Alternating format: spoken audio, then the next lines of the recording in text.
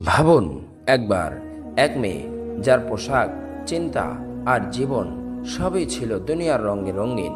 সে কখনো ভাবেনি এক টুকরো কাপড়, হিজাব তার পুরো জীবন পাল্টে দিতে পারে।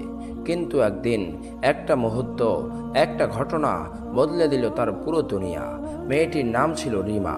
বিশ্ববিদ্যালয়ে পড়তো, খুব মেধাবী, হাসি খুশি, কিন্তু ভেতরে ভেতরে ছিল এক অজানা অশান্তি। একদিন ক্লাস শেষে রোদে হাঁটতে হাঁটতে দেখল এক মেয়ে ধীরে ধীরে যাচ্ছিল, পুরো হিজাবে ঢাকা, মুখে প্রশান্তির হাসি। রিমা তখন অবাক হয়ে ভাবল, ওর মধ্যে এমন শান্তি কেন? আমি তো সব পেয়েও অশান্তিতে জ্বলছি। সেই রাতে সে ঘুমাতে পারল না। মোবাইলে সার্চ দিল হিজাবের মানে কি। তার চোখে পড়ল আল্লাহর বাণী, ইয়া আইয়ুহান নাবিয়্যু কুল আজওয়াজিকা ওয়া বানাতিকা ওয়া নিসাইল মুমিনিনা ইউদিনিনা আলাইহিন্না মিন জালাবিহিন যালিকা আদনা আন ইউরাফনা ফালা ইউযাইন ওয়া কানাল্লাহু গফুরুর রহিমা। হে নবী, আপনি আপনার স্ত্রীগণ, কন্যাগণ এবং মুমিন নারীদের বলুন, তারা যেন নিজেদের চাদর নিজেদের উপর টেনে দেয়। এতে তাদের চেনা সহজ হবে এবং তারা অপমানিত হবে না। আর আল্লাহ ক্ষমাশীল, পরম দয়ালু। এই আয়াতের প্রতিটা শব্দ তার হৃদয়ে গেঁথে গেল।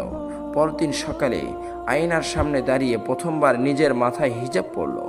নিজেকে দেখেই কেঁদে ফেলল, কারণ প্রথমবার মনে হলো আজ আমি সত্যিকারের সম্মানিত। হে প্রিয় বোন, হয়তো তুমিও কোনো না কোনোভাবে রিমার মতো অনুভব করো। ভিতরে এক অজানা অশান্তি, নিজের সম্মান হারানোর ভয়, দুনিয়ার চোখের লজ্জা।